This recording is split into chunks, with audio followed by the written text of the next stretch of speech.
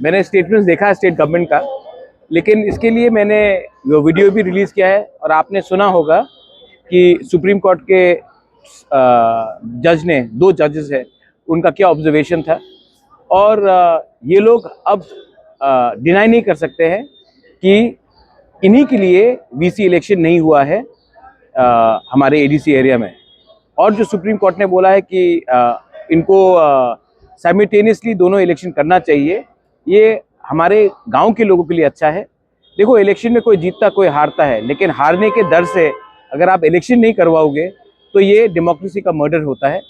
और आज जो एडीसी में हमारा डेवलपमेंट नहीं हुआ है, क्योंकि जो लोगों को इलेक्टेड होना चाहिए था उनको डिनाई करके, उनका संवैधानिक राइट्स को आप डिनाई करके आपने 5 साल या ऐसे ही चलाया है। ये अन्याय है हमारे लोगों के साथ। और सुप्रीम कोर्ट ने भी ये बात को बोला है, स्वीकार भी, समझा भी है। और स्टेट गवर्नमेंट को सिर्फ 2 हफ्ते का नोटिस दिया है कि समय देने के लिए कब इलेक्शन होगा।